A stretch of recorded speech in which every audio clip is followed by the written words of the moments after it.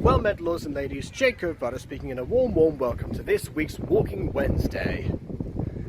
So, I forgot my tripod this time. Believe it or not, last week I actually left it in the bathroom at the cinema that we are currently going to be in a while.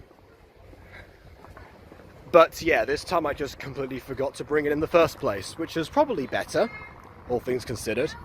But yeah, we'll see how tired my hand gets holding the phone the way that I do normally.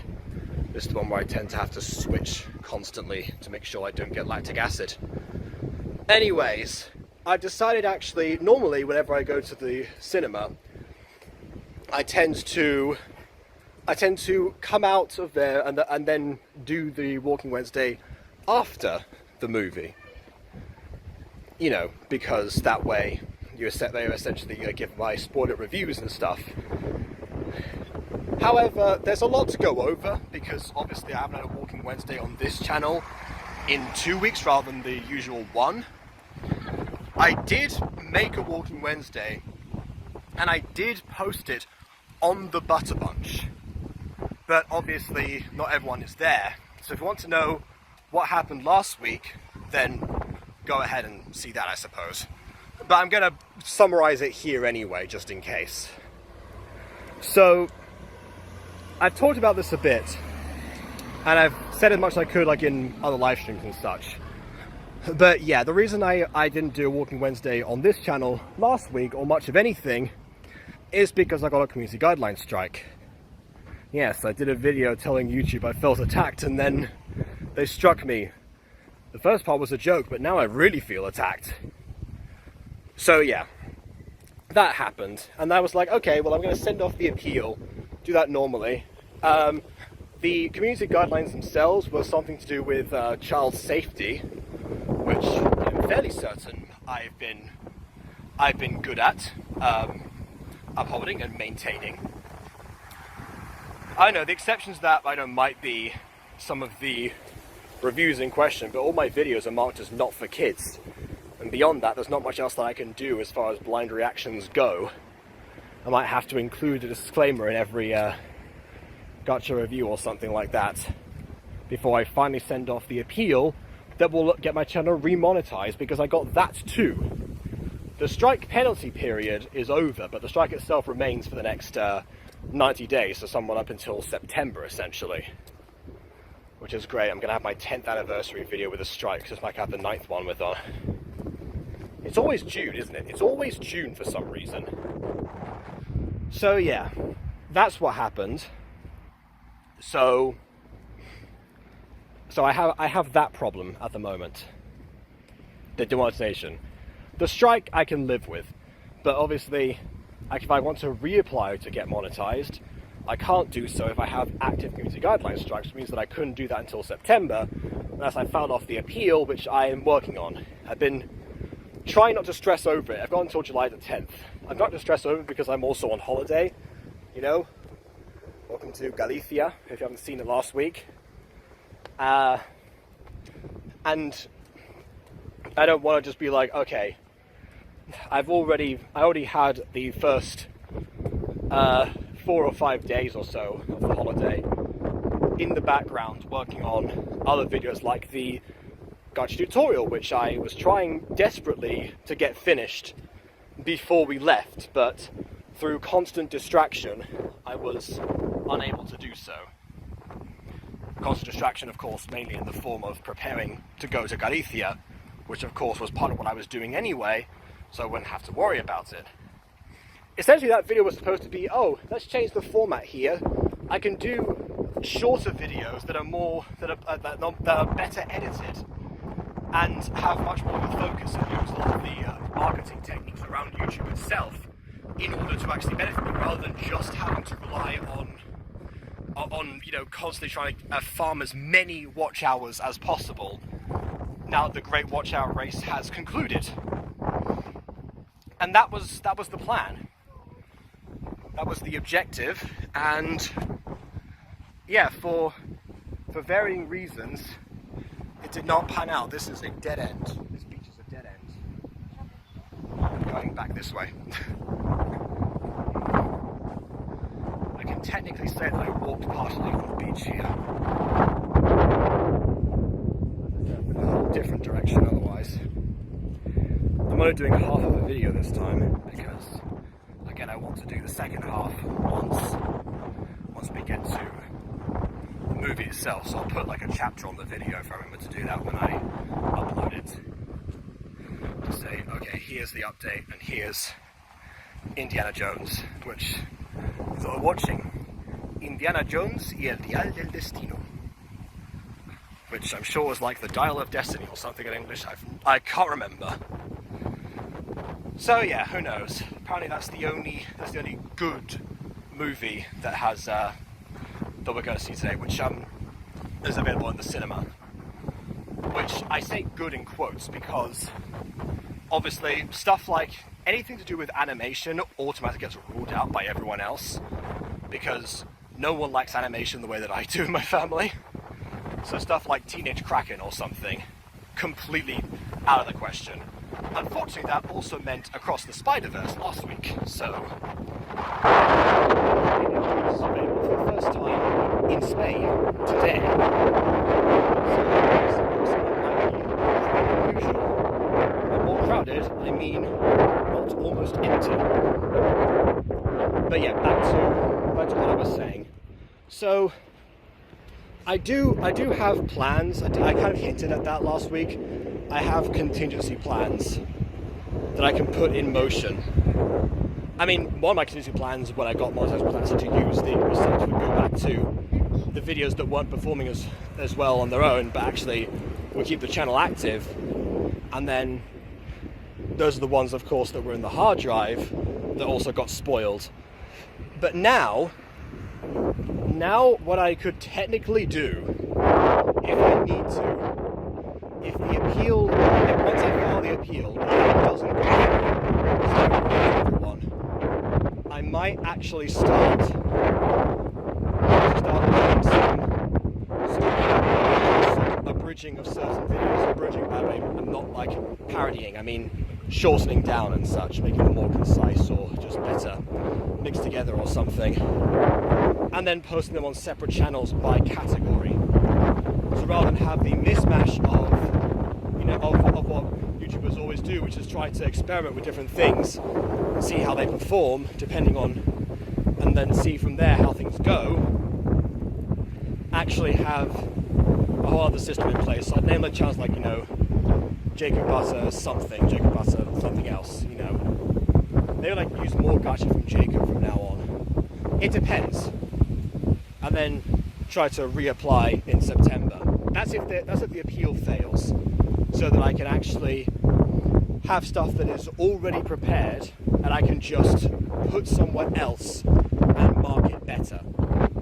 So that would involve a lot of repeated content. Right now might not get so much out of it, but who knows? Maybe somebody else from the recommended YouTube algorithm might see differently. So I don't quite know. 8 minutes is not bad for my arm. I'm getting tired. So that's my backup. Obviously, certain stuff I plan to conclude here anyway. Mario 63 has almost been going on again, as long as the channel itself.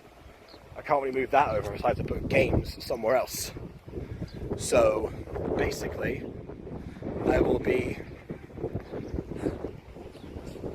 This is me right now with YouTube walking on jagged rocks. Okay, yeah, I'll do that through. I'll be concluding that on here. Other stuff can't really move until I see a reason to do so. Like actually, I've been working on a Mutant Girl episode, making a lot of progress as far as like everything is filmed now. I'm pretty sure we've got everything filmed, and the editors have sent in what I needed from them for that. So who knows? I might try and tell them, oh hey, let's you lot start working on the next episode, and I'll just say improve Aiden and myself, and focus on the one that comes up right after. That's what I was thinking. So that way, they're all time and lots of faster, more aggressive. chance to do something about it. Because who knows? I mean, you know, considering what the main reason to bring on other editors is do stuff that I couldn't necessarily. But now I've just kind of learnt everything. So that was always my method. If I didn't know something, I didn't know the scripts, I would just work it out. And then sometimes you're on call with Aiden, and he says, okay, here, how about you add this new effect or something? And I'm like, well, I can't say no because I technically know how to do that. But anyway, that's, so some things will not be moving, other things just might, who knows. I'm getting into more of a Pokemon mood recently, so who knows, Pixelmon Ruby might return soon. Pixelmon K and Eden, I don't know. I did promise that during the summer I was going to do some other stuff, but again, Galicia, so don't expect too many uploads on too many other places unless they are contingency plan re-uploads that I have structured accordingly. And I will make sure to work on those and set them up way more than I did when they were originally first posted. Because it's almost been 10 years and I have learned plenty about what I should and shouldn't have done. So we're going to go from there if the appeal fails. If it doesn't, then I shall remain here and making more tutorials in the future, you know. Because it seems like the video itself is performing well by most accounts. It's not exponential or anything, but who knows? Other tutorials, it might take a while for them to build traction. So I'm gonna see. But again, on holiday, everyone in Discord was like, no, Jacob, don't address this and such. Oh, that's the other thing. I was also told to address the Aphmau situation. So, essentially, someone asked in a Q&A that Aphmau did at VidCon recently whether or not MyStreet and Diaries reboot were going to return. And the response that Aphmau gave was something to the effect of, how do you follow that up? I've been asking myself that question for years, working on that for years, and it's and I can't promise when, but MyStreet will have a final season, which is essentially, I think, similar to what she said in the community tab before, other than what she said in the community tab in like 2021 was that the new style of content was there to stay based on how it was performing, how easy it was to make in comparison to the major studio required to keep up with the current edited form of the current production form of MyStreet particularly, or any other Minecraft roleplays for that matter, and also that she said that, oh, you know, I might not be the star that shines for you permanently, but I'm glad to have done so already, which gave an air of finality to everything, which is why for years we've all been saying, well, most of us have all been saying, oh, MyStreet will never end, there'll never be a 7th season and such. That's one of Aiden's favourite running bits, in fact. So who knows? I actually watched a video by Akira, aka Write It Out, about this, and he theorises that there will be another update in about 2 years or so, which by Aphmau speed seems fairly accurate these days. But yeah, like he said in this video, it's at least something. Okay, that's about 50 minutes. I was not planning to go for this long, so I'm going to pause now. I'm back on the beach, it turns out, and I'm going to make my way over to the cinema, and I shall be back here once I have watched Indiana Jones and the Dial of Destiny, or something, whatever it's called. A Deal with Destiny. Anyway, I will see you then. Alright, part 2. Before I carry on, actually, surprisingly there was a bit of a... I can't zoom in this mode. There's a protest behind me. Just came out of the cinema and it was, that was going on. Or maybe it's not a protest, it was a manifestation, which can mean which can mean a manifesto or a protest or lots of stuff. Could just be that some political party is doing a speech there. I think that might be it, because they had a sign that was there as well. It was like dignity and something to Costa la Morte, which is this area. So, not really quite sure exactly. Oh, it's an empty place. All the way down. Wow. Yeah, once again, I'm picking a different route, I suppose. I wander down these charted streets where the charted something. It was Mind Forged Manacles I hear. It's been too long. I forgot what that poem was even called. Oh, there's a different driving school down here. Clearly we haven't explored every avenue of this town. It just happens that this is the place with the mall and the cinema and everything that's around this particular area of Galicia, so it's the hub for that reason. And yet I'm sure there's some other stuff around here. Like the vet center. Okay, on topic. So, sometime during watching that movie, Indiana Jones and I guess the Dial of Destiny, again I think that's the title in English, I'm not sure. I remembered that a while ago I was watching an episode of The Goldbergs, which of course, you know, based on the life of Adam Goldberg himself. And one thing that the character Adam Goldberg said in there was that he had a theory going into, I think it was Return of the Jedi or something, because the Goldbergs is set in the 80s, like family living in the 80s, that's the gimmick there. And Adam said one of his running theories was that from Empire Strikes Back, from Han Solo being frozen in carbonite, that they weren't going to end up retrieving him in this movie, and that he was going to end up going thousands of years into the future on a planet that will become Earth, and he ended up being reborn as Indiana Jones. Now, some people might be skeptical of that, considering that Indiana Jones in the first movie was doing a mission with his dad, who presumably would not have adopted him as an adult man in this scenario.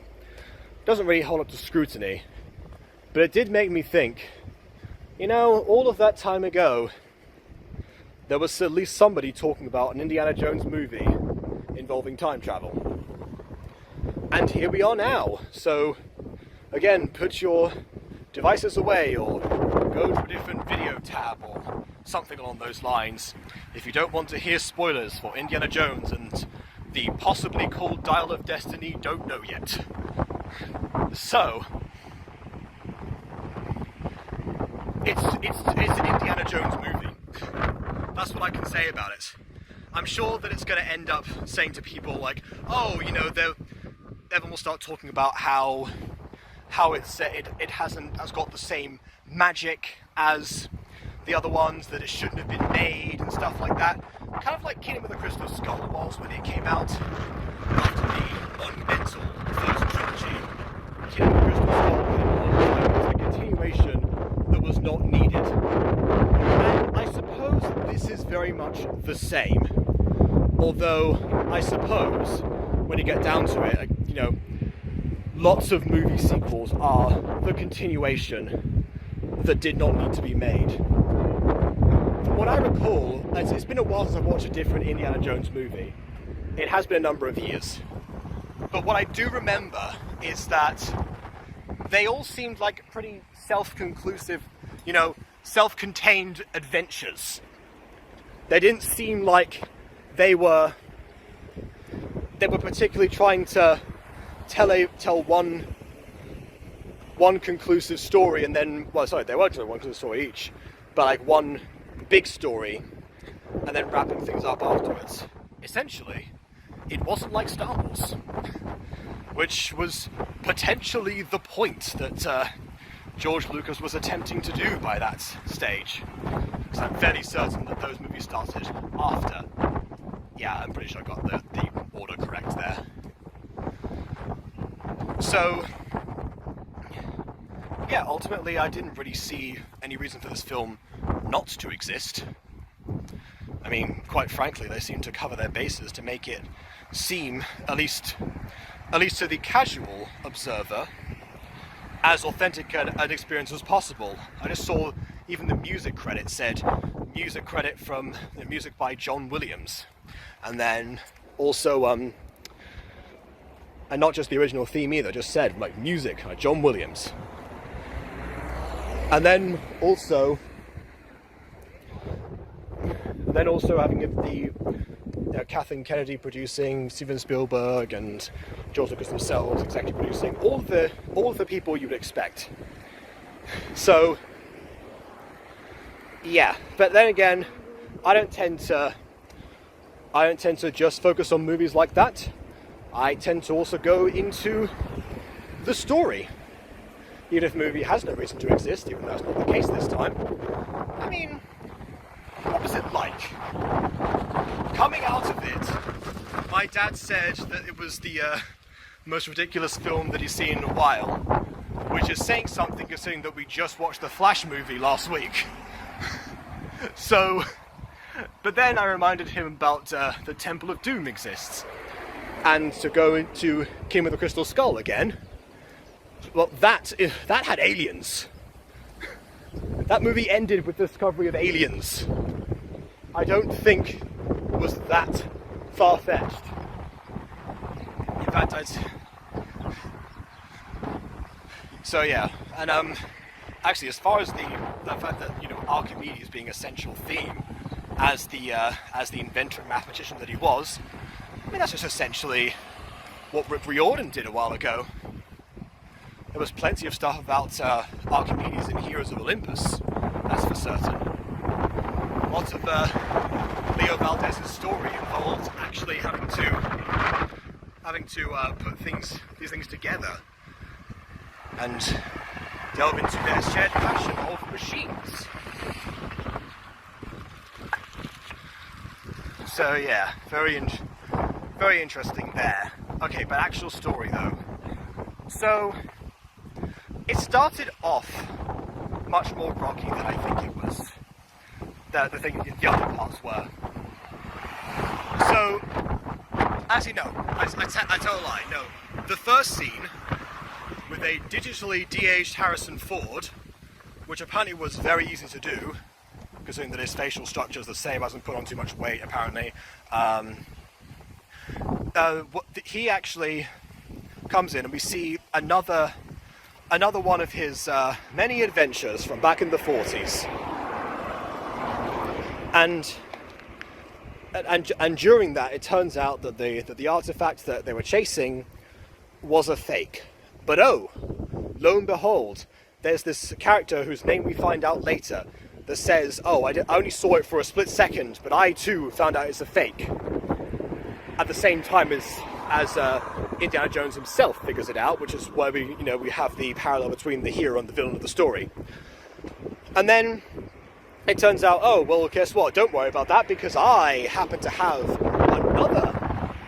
another artifact that just so happens to be even better and puts someone at the realms of not a king, an emperor, or a Führer. It puts them at the level of God. All of that grandiosity. Which, of course, eventually results in that artifact being taken, or at least the half that he has of that artifact being stolen by Indy and by his friend Dr. Shun.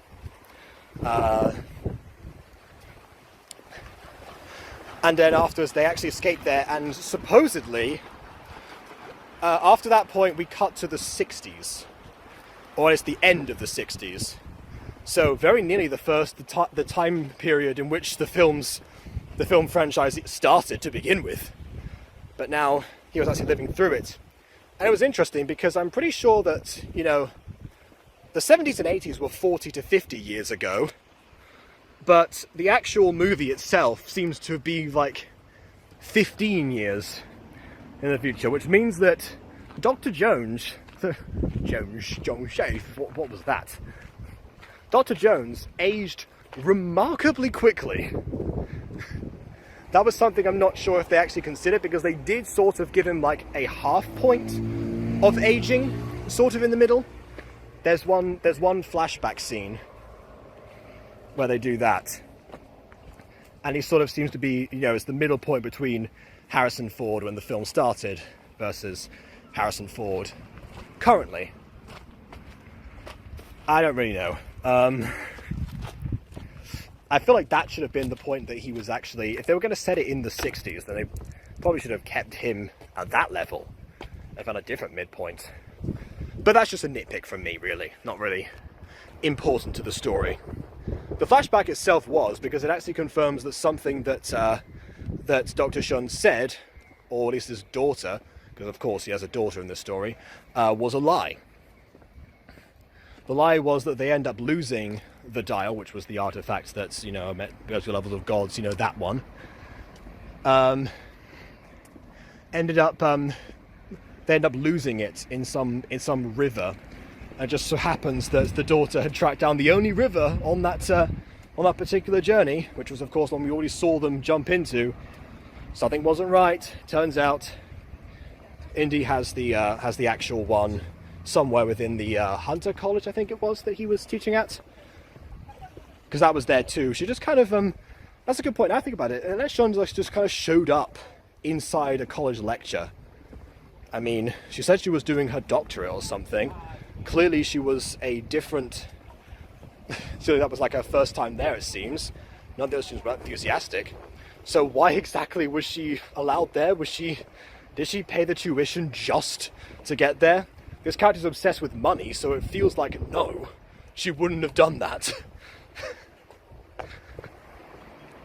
So, that's one thing I would consider. I just swear that at one point, somewhere along here, my brother and I jumped up a ledge. I don't think it was this one. I know that we climbed up one and we like impulsed and had to essentially deadlift ourselves up. But I don't think it was that one. That was too high even for the pair of us. Don't actually know. Okay. Anyways. Actually, it's a good time to talk about that character, Elena Shun. Okay, I think I'm saying that right. It's different to how some things are pronounced. On that note, the thing with Spanish dubs. There's not going to be an impact on anyone else watching this movie, watching me right now, but it's a thing that I noticed. The thing with Spanish dubs, they are great most of the time. They have one very, very key weakness, and it's not the fact that they use the same voice actors over and over again. That's fine because they're good voice actors. The thing is they don't do accents. And now you might think, oh, but Jacob, you've said in the past you don't want to make people do an accent if they're unsure of it. It will detract from their performance. That is true. It's just it somewhat detracts from the idea of the scene as well. I'm fairly certain that the character that I said before, who had the dial in the first place, or the first half, whatever, I'm pretty sure that he was supposed to have a German accent. Because, well, A, he is German, and B, it's kind of, there's this one scene where this room service guy comes in, it's like, oh yes, where are you from? Oh yes, but no, but where do your people come from? Do you know? And then it's like, oh, did you fight for your country? No, you didn't. And then it's like, oh, well, you didn't win the war. Hitler lost it, and no, whatever. That's a quote. YouTube, don't demonetize me again, please. Funny mustache man. Give me limited ads, doesn't matter. And that's actually an important quote later. But the point is, it seems that from the actor's perspective, like, his intimidation there comes from the association of, Funny Mustache Man's party. Yeah, like, the air of this character clearly is supposed to still give off that energy. It's just that without that key piece, it's almost like a caricature, but without that key piece being put together in the character's mind, I fail to see why exactly that would have connected until he mentioned the war and the Führer and whatever. But then again, that's not really that's not really a flaw of the film itself. It's a flaw of the dubbing process. And actually, to be fair, it is very difficult to do other accents in Spanish. They always come out like roughly the same. So I guess that might have been just a lose-lose situation. Possibly. Anyway, back to what I was saying. Talking about Elena, or whatever, however you would say her name in the English version. The thing with her is that she starts off the same way as like a lot of female leads tend to in these movies. At least recently, they all seem to actually make a huge point about oh yes, I'm so strong, beautiful, and independent. In fact, I think she says that at one point in the movie itself.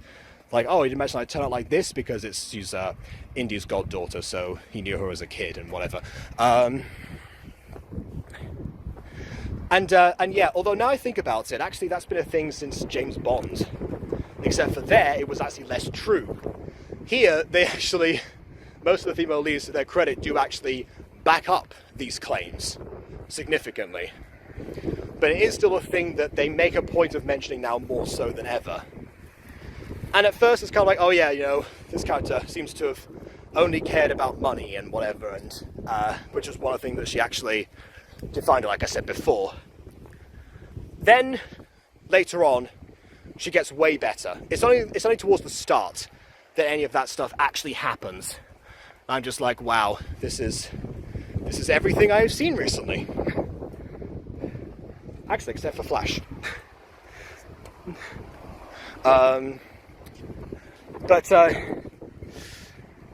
Yeah, it didn't take too long to get there, in fact, before Indy starts psychoanalyzing her and actually saying, like, oh, you took this kid in, because of course there's got to be a kid. It's an Indiana Jones film. You've got to have Dr. Jones, a woman, and a kid. That's the formula.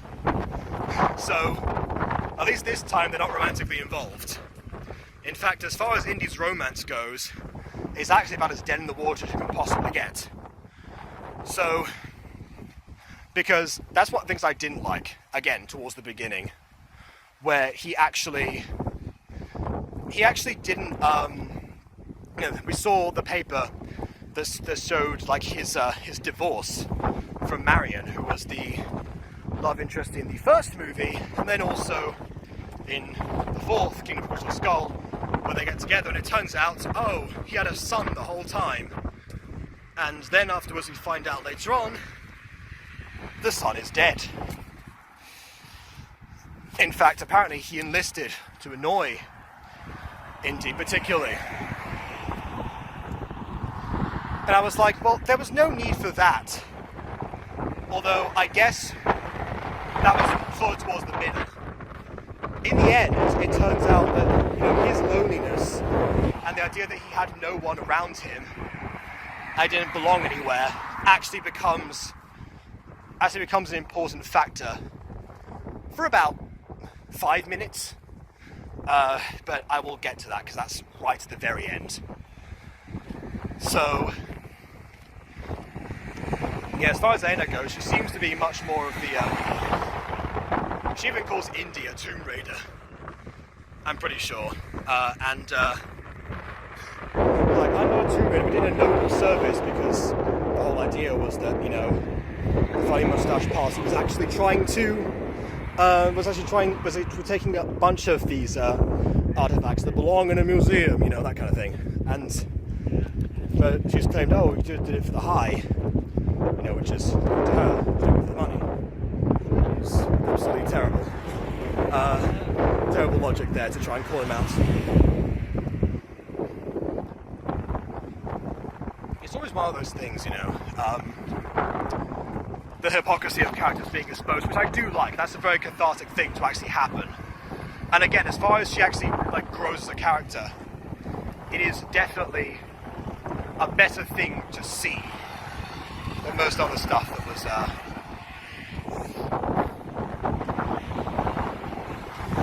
issue for Indy at least.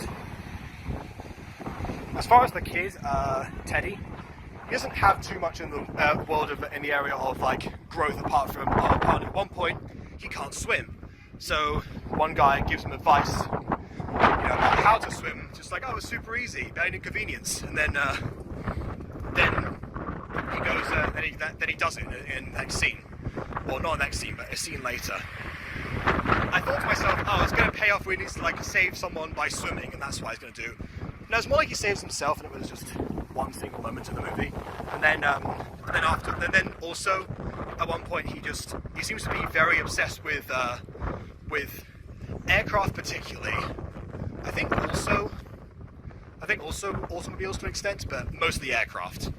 And so he was, when it was at his job at this casino/bid place where they were to exhibit a bunch of artifacts, which is where Elena, after stealing the dial from Indy, goes to.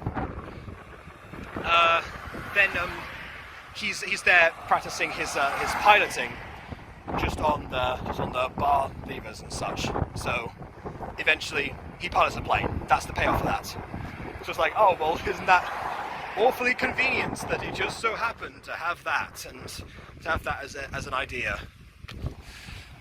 Which is also the way that they end up escaping towards the end. Otherwise, they would have been trapped forever in a place and time, which I will get to.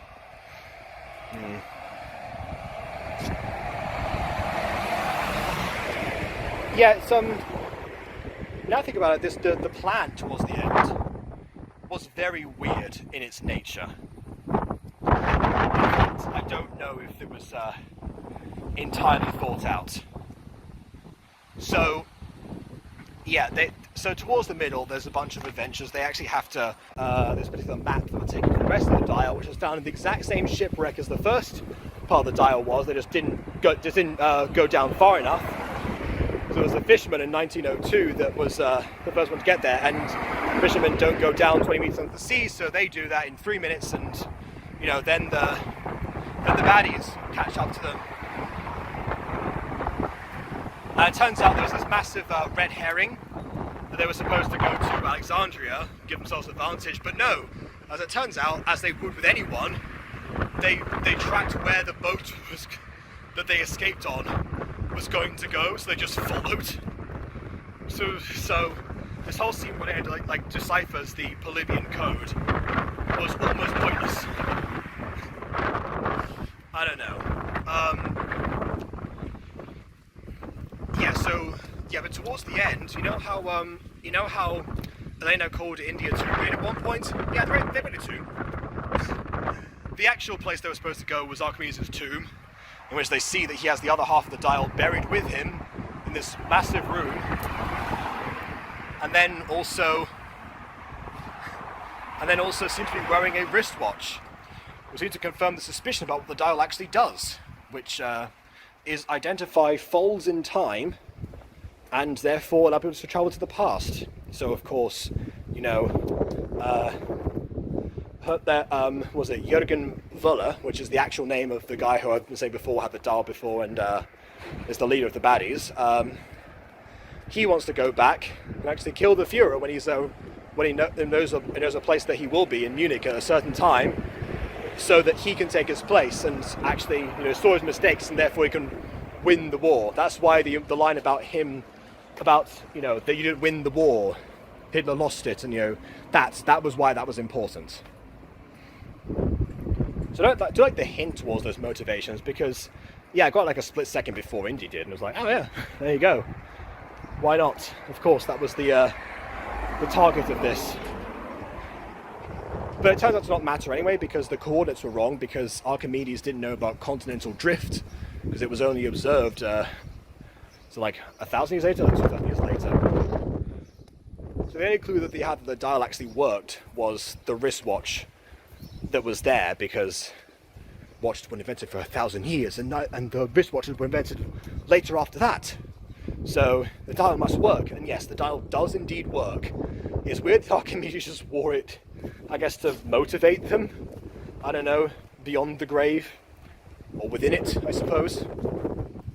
But yeah, as it turns out, none of that mattered anyway. The continental drift thing was a red herring as well, because apparently the dial was always just tricked in order to take them back to a certain point, which was the siege of Sicily, and to save them from the Romans, which never any hint as towards, like, you know, help us change the past with your future technology or something. As it turns out, actually, I mean, the Romans did suspect that, it was the Sicilians who actually suspected that the Romans had brought dragons with them, even though a bunch of Romans were actually gunned down by the baddies before their plane collided with the ground.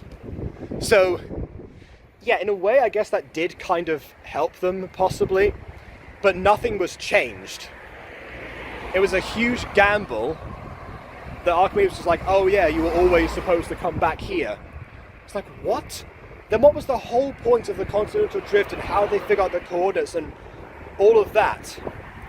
How would you possibly know that the people who would come back would help you and not just make things even worse?